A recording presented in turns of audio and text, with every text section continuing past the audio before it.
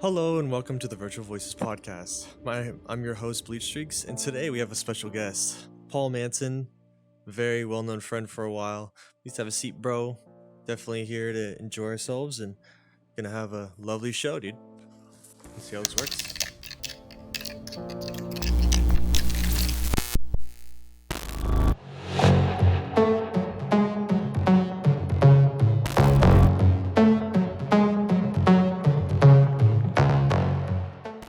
So, how you Thanks been, for dude? having me.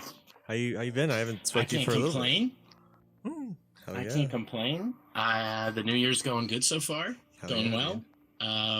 Same old same, but it's a new year and we're looking forward to it. Hell yeah, dude. I'm so hyped.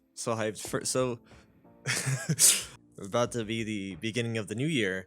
I actually had a migraine on like an 11:57 p.m. It just killed. I was like, wow, what a new year, dude. And it sucks because it was just like, oh, finally is this moment that I actually like am gonna thrive for this and be with my friends for the first time, because my family, they were like, we want you to spend time with us, and like I'm gonna go with my friends for the first time, and then just that so happened to be, and I'm like, oh my god. Well, that's great. But new year, new us. Well, you know also, what? Yeah.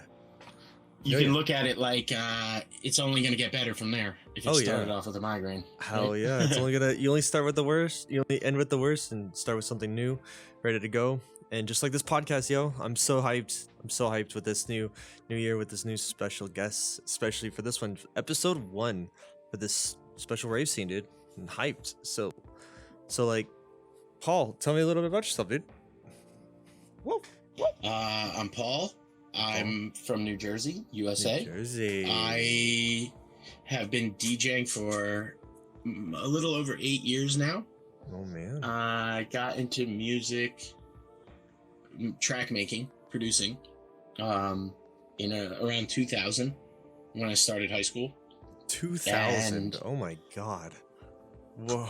Yes. Holy shit. And I found DJing like mid 2010s, and that was a big turning point for me, where I felt like I could really like get involved with all types of music instead of sort of focusing on whatever genres I was producing. Yeah. What were you making before? Like when you first started? Mostly hip hop. Oh shoot. Mostly hip hop, R&B, some experimental stuff, but mostly working with vocalists. Oh man. And that kind of stuff. So it was nice to be able to branch out with DJing and kind of, I'll admit I definitely hit a wall with production where I felt like I was stuck in a routine and stuck in a sound, and DJing really allowed me to kind of break out of that. So it's been fun to explore that over the last 8+ years. Yeah, dude. I mean, 8 years. Oh my god, dude. That's a passion right there. That's awesome. Like. Yeah, time flies. This is insane, because when 2000, man, I wasn't even in high school. I was in like middle school, bro. It was ever since 2013 when that happened is when it started for me. But like, that's, I guess, when high school ever starts, it just kind of starts with you with your talents, and like I got into designs and I got into modeling and stuff, but I wasn't as passionate as I was now. And here we are talking about like this stuff, and it's like, oh my god, like we're bringing the creative everything with this, and bringing this passion that we both have each other in. And I think it's really sick to incorporate this to, especially where we at now, dude. It's awesome. It's fucking awesome, dude. So like, yeah, we didn't let go of those passions. Yeah. So how far did it take you to get with when you started from music to what you're at now? With track making, I was definitely stuck. Like, it was kind of like I wanted to make other stuff. Anytime I tried to, I was just like, man, I'm so comfortable making the styles of music I had already been making for years and years, that whenever I try anything else, I wouldn't have success, and I'd be like, I just revert back to my safe zone in production. Because what you're good at, like, I mean, that's kind of the loop where you were stuck at, Sucks. Mm-hmm. Sucks to have that. I don't. Yeah, it's just like with DJing. I don't think I could just do one genre forever. I would go crazy. Heck. So sitting there and like having to toil away and produce something that at the end of making it, you're just like, I don't like this at all. Yeah, Um, you might learn some stuff along the way, but if you never feel like you're getting anything out of it, it kind of knocks you down a bit. And that's it where I was it at when I does. found DJing. Kind Heck, of gave me dude. a new appreciation with music and a new way to kind of interact with it, whatever I wanted it to be. You know? Yeah, that's awesome. Definitely growth of your imagination of what you can definitely conquer, and like that's it's the goal to really make that creativity come to life, especially when it comes to music. Like I tried making music. Fuck that. Fuck that. Dude, I hate, like, it was so bad, bro. It's like a, you have to have a rhythm with something. And with my ADHD, it kind of like Mm-hmm. threw out the window, but I made something though. It was shit though. So so when how did you find VR, dude? So it's actually an interesting story. So I spent my time DJing when I started on Twitch. I did not have DJ friends in real life. I didn't know anyone else who DJ'd personally. And once I started, the only other DJs I knew were through making music online. So I kind of was like, well, if I'm going to do it, I'm not just going to sit in my room alone and do it. I might as well put it on Twitch. That way there's like an automatic recording and I can kind of look back at my camera and watch what I did wrong, watch what I did right, and sort of take notes and learn from it. And I spent a good 4 years on Twitch with 3 to 5 friends watching. And then as time went on, my other track maker producer friends would find out, oh, Paul's DJing. Um, I just exported a new track. I'm gonna send it over to Paul and see what he says and see what the people in his channel Oh say, man, because it that's did happen to nice. be a lot of track makers and a lot of other DJs in the channel. In my Twitch chat. Hell So yeah. it turned into Hell yeah. almost like it was like a twofold thing. It was like some producers or some streamers will have people send in music and they'll like review it and kind of critique it, and the chat will get in on like, oh, we really like that, or like, oh, that could use work on this and that. So it was kind of like a little bit of that, except I would force myself to try to incorporate it into what I was DJing. So as people would send me tracks, I wouldn't know what it was. I would know, okay, my friend likes to make Jersey Club. This was probably going to be a Jersey Club song, but that was not a guarantee. So I would kind of, it went bad for 4 years of trying to figure out how to do that on the fly. But that kind of approach to it definitely, I think, like learning in that strange way without guidance, took a long, long, long, long time of banging my head against the wall. But once I started to feel comfortable and able to do that type of stuff, I feel like that's really informed the way I DJ today. So I wouldn't change it. That's insane, dude. It well, it's one thing that you realize that you are the person to go to for music. It's that kind of like helpful heart that, like, people do care about the music, but how do they, like, they need some kind of inspiration to kind of put them through the door of, hey Paul, would you want to, like, review my video? And then you have to do the work to do it for Right, them, or right. make something like that. And it's I'm going from this from a perspective of for my video editing skills, because I've been doing it for 10 years, and it puts me on a line of, do I really need to go through a situation of this person helping me, or maybe some experience that I can put through? And it drew me down to, like, I had so much video experience and I want to, like, try to incorporate this by helping, but it only just got me drained, and there was nothing besides building a portfolio with that. But it gave me the knowledge what I have now of just striving to get more of what I want, especially for music. Like, I feel like that's like 10 times crazier, because you're dealing with sound. So I'm more of a visual learner than I am someone that Right. with music. As you know, the music with my ADHD just goes off the roof. Fucking it just flies, dude. No, that's insane. And, like, it just goes to show you, dude. There's a lot of people that are in this world, and especially like people like Paul that are in this game, to make some of their talents grow, especially with other people that are in here. And at the end of the day, like, he's out here making moves and out here making these dreams happen, especially for what he is. And it's a big portfolio as well, but a lot of people don't know the VR platform, and it's just insane to see that, like, there's so many talented people, and especially like Paul, dude. He really makes this dream come to life. And we have our good and bad days, but you know what? We're always learning on trying to make these moves, Absolutely. bro. And about these moves, real quick too, as well, to like when you started moving with your I guess Paul Manton. That's your real name, yeah? Nope. Nope. My real name's Anthony. Your real name's Anthony. Do you want me to bleep it out, or do you? Yeah. Okay. No, I don't hide it. You don't mind it? It's always funny. It's always funny when I tell people, they're like, wait, what? My real name's my last name is Italian in 12 letters. Oh god. So my real name never would have been a good.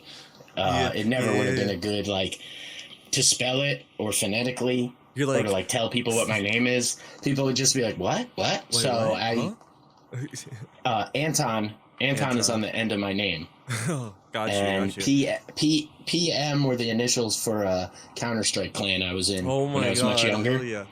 So PM Anton was my handle. Dang. And we used to land around like New Jersey, New York, Pennsylvania, like the East Coast around there. And one of our good friends who was on an opposing team, one day he just asked, like, "Is your real name Paul Manton?" And I was like, "No, but that's hilarious." That's hilarious. And that was like 22, 23 years ago.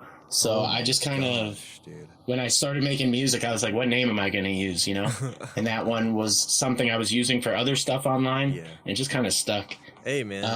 That's awesome.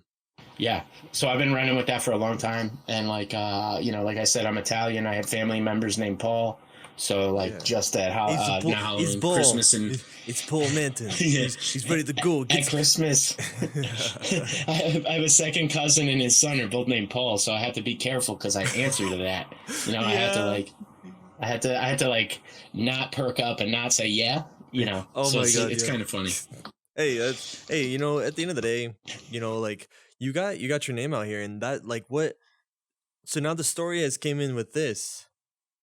When you came into VR chat, what did you want to bring yourself into? I know the DJ scene, but like when you're thinking about the iconic symbol of Paul Manton, what made you into the goose of who you are?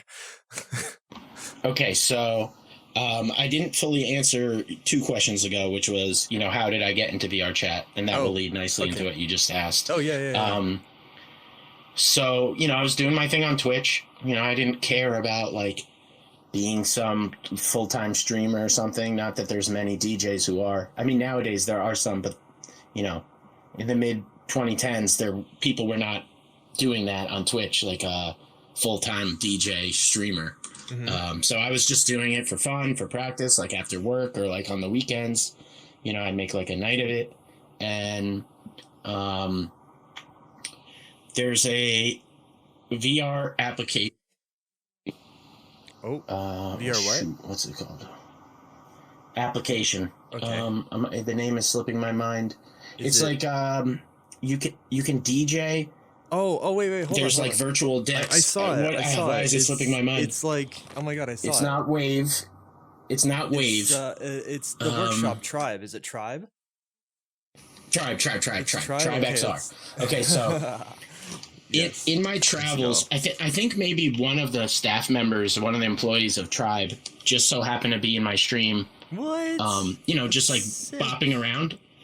And I didn't know anything about VR back then. I know that one of my friends was involved in Wave very early, but it wasn't like prolific yet. It wasn't a regular thing. So I knew VR existed, right? But I didn't know there was like Tribe doing what they were doing. So I didn't know who this person was, but they hung out in my stream. So I checked out their stream the next time that they were live, and they were using this program Tribe where you can DJ in VR, and they have a licensed with Pioneer, where they have CDJs in there and they have all the other controllers. So even if you can't get out to the club, or you don't know someone's CDJs, or you don't have thousands and thousands of dollars, you can practice on CDJs. And That's of course, it's a sick. little more cumbersome than real life, but there have been plenty of people who have started there and been able to transition to playing it on them in real life. Because besides the That's a controllers, lit. it's a 1-to-1. Yeah, so I just wound up like hanging around them for a little bit, and one day this guy that I met approached me privately, and he said, "Hey, Tribe is doing a like a DJ contest. You don't have to be in VR. You don't have to be using shit. Tribe. Like, it's just on Twitch." And we had some people drop out, so No. like I'm scrambling to find people. Will you play?